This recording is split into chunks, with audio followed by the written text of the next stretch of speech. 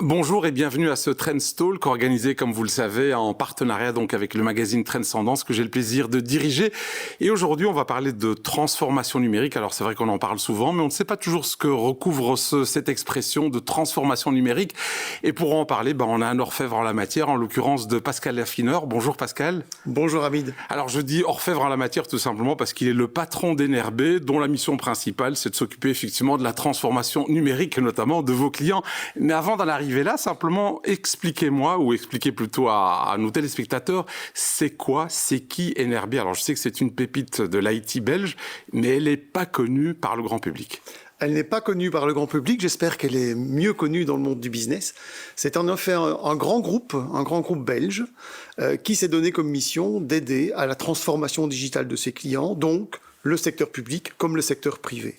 Et pour faire ça, pour arriver à être à la hauteur de cet enjeu-là, qui est important évidemment dans le business en général, eh bien, il faut être une entreprise qui a la taille suffisante pour avoir les moyens de ses ambitions et qui soit compétitive sur l'ensemble des services qu'elle est capable de développer. Donc c'est notre challenge, c'est notre aventure avec le comité de direction, de faire en sorte que cette entreprise, Enerbé, puisse être à la hauteur des attentes de ses clients.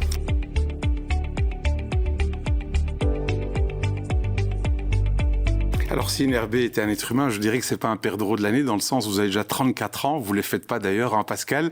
Mais expliquez-nous un peu l'historique et surtout qui est derrière Enerbé. Vous avez un actionnariat, j'imagine, oui. Et puis peut-être nous donner quelques chiffres en termes de chiffre d'affaires, par exemple. Oui, bien sûr, donc 34 ans.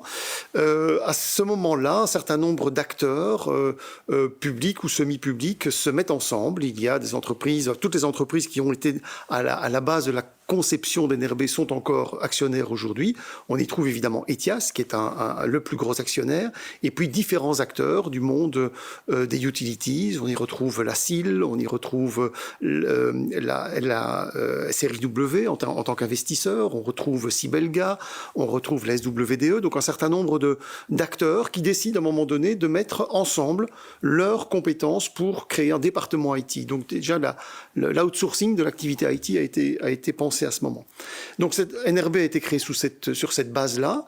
Et depuis lors, en 34 ans, l'entreprise est devenue un groupe de 3200 personnes.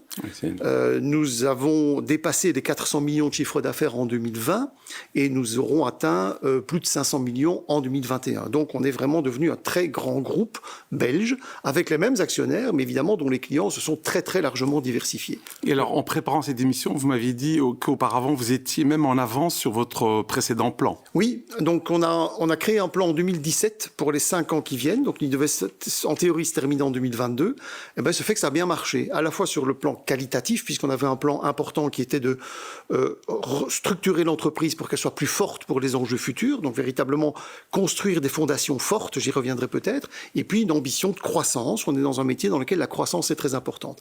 Et ces éléments-là, cette croissance, et l'atteinte de ce chiffre d'affaires est en effet en avance d'un an par rapport au plan que l'on s'était fixé, donc c'est une bonne nouvelle, et qui nous permet déjà d'envisager les 5 ans qui viennent et de repartir sur un nouveau plan rénové, encore plus ambitieux.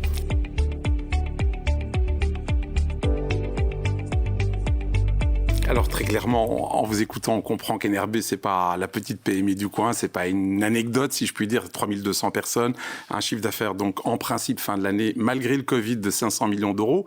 C'est pas triste. Et alors, votre objectif, votre mission, votre USP, comme on dit dans votre jargon, c'est aider les entreprises belges, et pas que belges d'ailleurs, à se transformer au niveau numérique. Oui. Ça veut dire quoi en français courant? Alors en français courant, ça veut dire qu'il y a une part importante de notre activité qui est de se positionner comme un expert de l'informatique.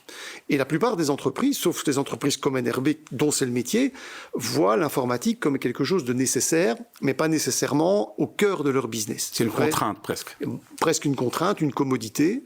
Et donc, notre credo, c'est de dire, cette partie informatique, qui est pourtant un levier énorme pour la création de business, confiez-le nous. que ce soit au niveau des infrastructures, des machines qui peuvent être confiées à NRB, qui peuvent être confiées soit en monitoring à distance ou bien en les déplaçant physiquement dans des data centers, eh bien nous pouvons nous en occuper et probablement de façon globalement plus efficace que ce que chacun de nos clients est capable de faire, puisque ce n'est pas son métier.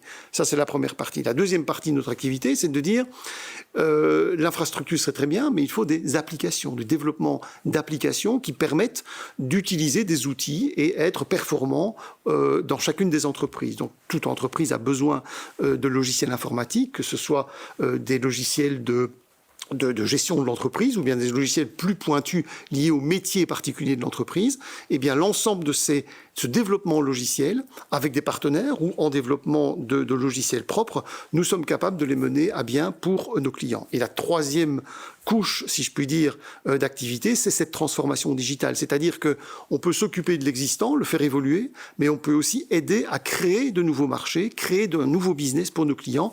Une fois que la base est stable et établie, on peut penser à aller une étape plus loin et créer de vraies nouvelles opportunités grâce à la transformation digitale. C'est donc l'ambition ultime que nous avons vis-à-vis de nos clients.